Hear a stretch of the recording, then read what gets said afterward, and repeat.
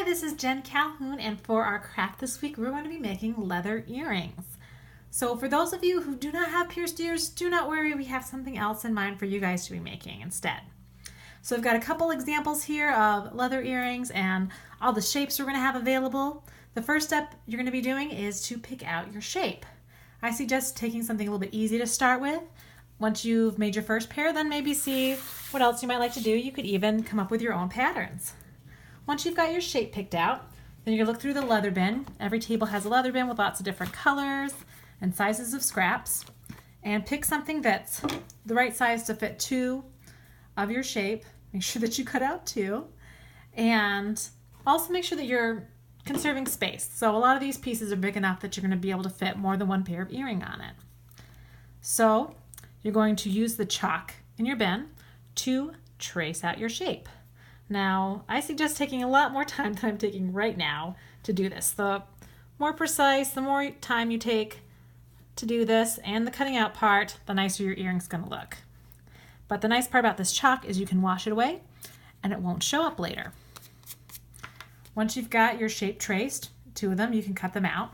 We've got a couple different cutting tools. We'll have rotary cutters, we will have fabric scissors, and X-Acto knives, whatever's easiest for you. You might be using more than one to kind of make it look nice as you go. So here's a shape I've already cut out, a teardrop. Once you've got your shapes cut out, you're going to poke a hole at the top. Now I do have two of these really fancy leather punches. You use them just like you would use a hole punch. You've got to push down so you hear a clicking noise, and then it'll have a nice big hole at the top of your earrings to push your earring through. But I don't have that many of them, and you might not want to wait in line forever, so I also have at your tables some large safety pins. And you can use those, and they will make a nice size hole in your earrings that should be big enough to fit your earring through. If you have any trouble with this, this is going to be the trickiest part, putting your earring in. Be sure to ask for help. Once you have your hole poked towards the top of the earring, I know it's kind of hard to see, then you're going to pick out your hoops. We have a couple different options for metal, so hopefully you'll be able to get your first choice. And you're going to use some pliers to kind of open up the loop of it.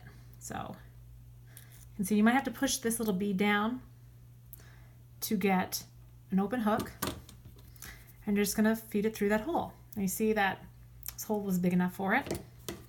And then you're going to use the pliers again to reform the circle. Tighten up, and that's all there is to it. And you'll do that for both sides. And like I said, if you have any trouble, be sure to ask for help. Now, we do have lots of leather. You should be able to make more than one pair. Some of these patterns have different sizes, so be sure to try doubling up with two different colors of leather. With your long rectangle, you can make it into a loop. You can do all kinds of things. You can turn it into knots, which is what I've done with these earrings here. Lots of different options. So once you get comfortable with it, we've got a couple pairs to make, up to 3 for everybody, maybe even more if not everybody in your table ends up making 3. Have fun, and I hope that you're able to make a pair of earrings that you're gonna really enjoy, maybe some to give to a friend. Have a good day.